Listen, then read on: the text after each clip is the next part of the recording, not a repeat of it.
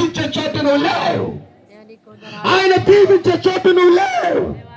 ఈరోజు శాపానికి కారణం, నీ అవమానానికి కారణం, నీ ఓటమికి కారణం నీవు ఈరోజు పాడైపోయి పతనమైపోయి శాపగ్రస్తమైన జీవితాన్ని జీవించడానికి గల కారణం ఆయన నిలిచే చోటు నువ్వు లేవు.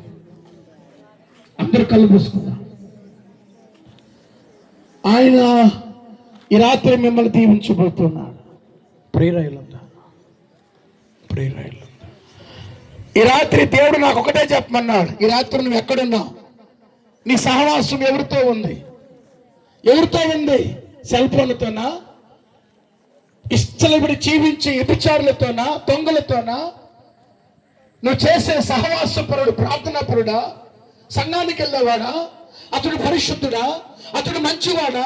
దేవునికి లోబడేవాడా? దేవుణ్ణి ప్రేమించేవాడా? దేవుని నమ్మినవాడా? అసలు ఎవరితో ఉన్నావు? నువ్వు దేవునితో ఉన్నావా? ఎవరితో ఉన్నావు? లోకముతో ఉన్నావా? అసలు ప్రయాణం ఏంటి? అసలు నువ్వు అనుకున్న దీవెన, నువ్వు అనుకున్న ఆశీర్వాదం, నీ బిడ్డల భవిష్యత్తు, నీ బిడ్డల యొక్క జీవితం నీ వలనే కదా నాశనం అవుతుంది. సిస్టర్, దేవుడు చెప్పినది ఏంటి? ఈరోజు మనం జీవించే జీవితం ఏంటి? ఈ తల్లి యొక్క ఆదరణ కూటికలో దేవుడు చెబుతున్నాడు, నువ్వేడ పడిపోయినా సరే, నువ్వేడ కూలిపోయినా సరే, నువ్వే అపవిత్రమైన మార్గంలో ఉన్నా సరే, నువ్వేడ చితికిలు పడిపోయినా సరే, నువ్వు ఏ మార్గంలో ఉన్నా సరే, ఇక్కడికి రావాలి. యేసు ఎద్దుకు రావాలి. అక్కడ నీకు రక్షణ, నీకు విడుదల, నీకు సమాధానం, నీకు అప్పుతో, నీకు సంతోషం, నీకు విడుదల, నీవు పరలోక రాజ్యానికి చేరే ఒకే ఒక మార్గం యేసయ్య. యేసయ్య నీ వారి దగ్గరికి రావాలి. అన్యులతో, భయంకరమైన పాపులతో, తాగుబోతులతో, తిరుగుబోతులతో, తిండిబోతులతో ఎప్పుడైనా నిన్ను గురించి ఆలోచించావా? నన్ను దేవుడు ఎక్కడుంటే దీవించమన్నాడు, ఎక్కడుంటే నన్ను దేవుడు ఆస్వాదించమన్నాడు? దైవజనుడితో కదా, సంఘములో కదా. చిచి, నేనెందుకు ఈ స్థలంలో ఉన్నాను? ఎందుకు ఇలా ఆలోచిస్తున్నాను? ఎందుకు ఇన్ని గంటలు సినిమా చూస్తున్నాను? ఎన్ని గంటలు నాటిక చూస్తున్నాను? ఎన్ని గంటలు సెల్ ఫోనే చూస్తున్నాను? అపవిత్రమైన బ్లూ ఫిలిమ్స్, అపవిత్రమైన గేమ్స్, అపవిత్రమైన మాటలు, అపవిత్రమైన పనులు, అపవిత్రమైన కార్యాలు, ఇవే కదా నీకు శాపం. ఈ రాత్రి బయటికి రావాలి. ఈ రాత్రి నువ్వు వాటిలో ఉండకూడదని దేవుడు మాట్లాడుతూ ఉన్నాడు. దేవునికి దూరంగా ఉన్నావేమో, సంఘానికి దూరంగా ఉన్నావేమో, దైవజనానికి దూరంగా ఉన్నావేమో. నీవు ఎక్కడ ఉన్నా, దేవునికి ఎంత దూరంగా ఉన్నా, ఆయనకు దగ్గర నువ్వు రావాలి. నీ శాపానికి కారణం అదే. ఈరోజు నువ్వు ఓడిపోయినావే కారణం అదే. నువ్వు ఏడుస్తున్నావే కారణం అదే. నీ బిజినెస్ పాడిపోయిందే కారణం అదే. నీ పిల్లలు ఏడుస్తున్నాడే కారణం అదే. నీ దరిద్రానికి కారణం అదే.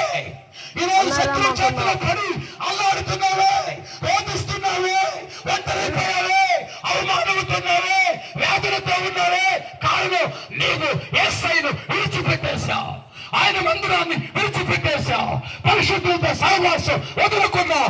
రా, మరలా మరో జీవితం దేవుడు ఇవ్వబోతున్నాడు. నీ బంధకాలు పెంచబోతున్నాడు. నీ కన్నీటికి సమాధానం ఇవ్వబోతున్నాడు. ఈ రాత్రి దేవుడు కదలబోతున్నాడు. మిమ్మల్ని దర్శించబోతున్నాడు. మీతో దేవుడు మాట్లాడబోతున్నాడు.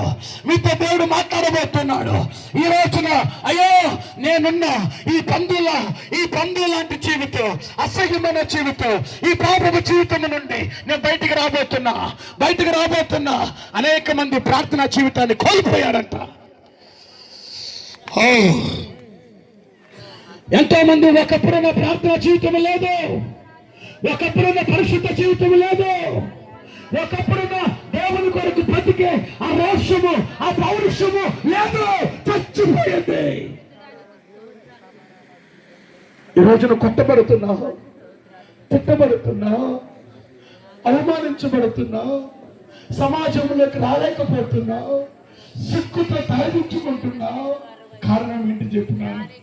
నువ్వు దేవుణ్ణి వదిలిపెట్టేస్తావు.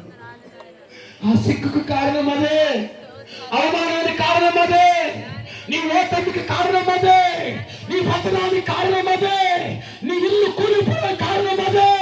ఈ రోజు యేసు యొద్దకు నువ్వు రాగలిగితే పడిపోయిన దావీదు గుడారాన్ని దేవుడు మనలో కట్టినట్లుగా ఆయన మనలో ఈ రాత్రి నేను కట్టబోతున్నాడు, నీ బిడ్డను కట్టబోతున్నాడు, నీ కుటుంబాన్ని కట్టబోతున్నాడు. నువ్వు నీ పాపమును వదిలే, నువ్వు నీ అవిధేయతను వదిలే, నీ కోపమును వదిలే, నీ యొక్క లోకానుసారమైన జీవితాన్ని వదిలే యేసు యొద్దకు రా. తల్లి, ఆదివారం అంటే పనులకు వెళ్తున్నారా? ఆదివారం అంటే కార్యాలకు వెళ్తున్నారా?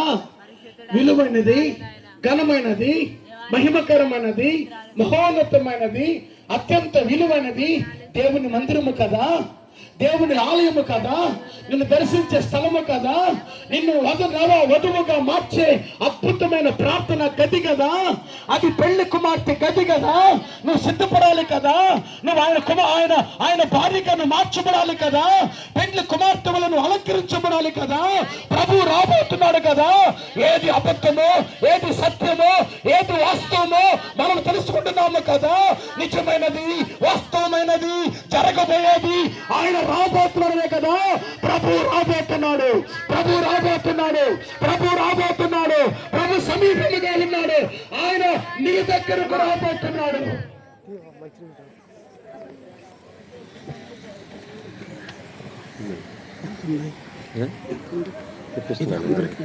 వస్తున్నాను, తెప్పిస్తున్నాను వస్తున్నాను